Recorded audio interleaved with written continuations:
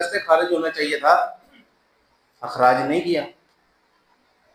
तबीयत मुदव्वरा बदा 3 जगहों से उसको खारिज करने की कोशिश करती है। साबर साहब लिखते हैं सफा 58, कहते हैं या तो वो फेफड़ों की तरह खारिज करेगा, या जिल्द के रस्ते खारिज करने की कोशिश करेगा, या तो बुरे गुर्दों की तरफ खारिज करेगा। जब उजलाती मादा पेशाब की तरफ जाएगा तो मैंने आपके लोगों के सामने ये निज़ाम ग़िज़ाइया का एक बाब लिखा है।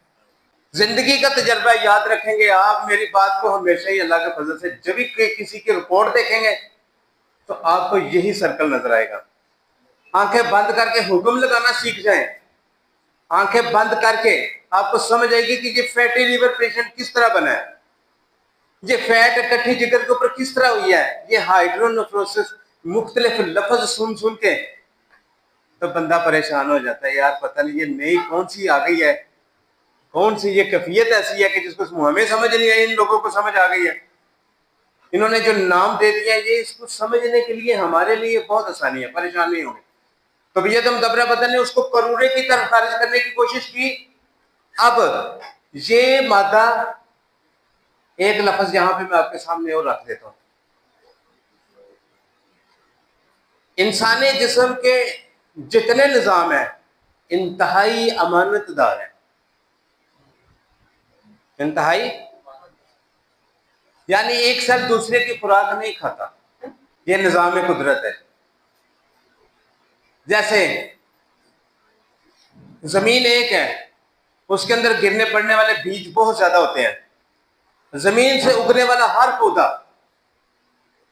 अपनी खुराक लेके जन्म लेता है, अपना जायका, अपना मिजाज, अपना रंग, अपना फूल, अपना फल और अपने तवल्लुद तनासुल का अपना निजाम, हर एक का अलग अलग। कहते हैं अनार तो इतर भी होता है लेकिन कंधार में भी अनार होता है जी। इधर के अनार में उधर में क्यों फर्क है? आबो हवा का फर्क है, लेकिन अनार को अनार ही कहेंगे। जायके में टेस्ट में फर्क आ जाएगा, लेकिन ये तो नहीं है। याद रखें, अपने असल मौजू की तरफ आते हैं। मौजू ये है कि जब कायदा कुलिया, जब तबीयत मुदव्वरा बदन, जब वो जहां से फासिद मादा खारिज नहीं हो सका था, अब वो खारिज हो रहा है तरूरे के रास्ते। और ये तरूरे के रास्ते जब खारिज होगा तो उस वक्त याद रखें निजाम बोलिया की क्या हालत होती है। उस वक्त निजाम बोलिया की क्या हालत होती है, गुर्दे फूल जाएंगे। जब उजलाती तहरीक बढ़ जाती है तो गुर्दे क्या करते हैं? फूल जाते हैं। जो चीज तस्कीन की वजह से फूल जाए वो अपने फासद मादों को जिस्म से खारिज है, अपनी खुराक हासिल बात समझने वाली है। वो फासद मादे अब अखराज करने की बजाय अपने फासद मादों को वहां पे रोक लेगी। किसी चीज की नाली बंद हो जाए और रास्ता बंद हो जाए और उसको जब पिछले वाला हिस्सा वो फूल जाएगा, इसको एलोपैथी जुबान के अंदर क्या कहते हैं? हाइड्रोनेफ्रोसिस। गुर्दा फूल के किस तरह का हो जाएगा? जब उसके फासद मादे अखराज नहीं पाएंगे तो उसको क्या लिखेंगे डॉक्टर? हाइड्रोनेफ्रोसिस। क्यों लिखेंगे? जब फासद मादे जिस्म के जहां से खारिज होने चाहिए थे नहीं हुए, लेकिन वो खारिज हो रहे हैं अब किस रास्ते से? पेशाब के रास्ते। तबीयत मुदव्वरा बदन ने उसको वहां से खारिज करने की कोशिश की। पखाने के साथ साथ सबसे बड़ा मखरज इंसानी जिस्म का निजाम बोलिया ही, और कोई नहीं है। बात समझने वाली। दूसरी बात, तो जब वो नाली, जो पेशाब वाली नाली होगी, उसका क्या होगा?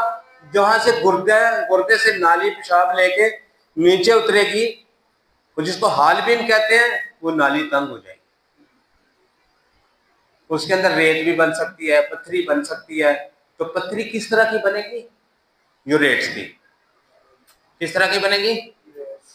यूरेट्स, जिसको यूरिक एसिड कहते हैं, यानी यूरिक एसिड की पत्थरी बनेगी। अब आप इस चीज का अंदाजा किस तरह लगाएंगे कि यार ये तो करूरा इस तरह का मेरे सामने आ गया। तबीयत मुदव्वरा बदन ने अब उसको इस तरफ खारिज करना शुरू कर दिया है, तो मुझे कोई पहचान भी तो होनी चाहिए ना। अतीबा हजरात ने क्या किया, उसका नाम उस करूरे का रख दिया असहाब प्याजी, ये उसका दर्जा पहला रख दिया।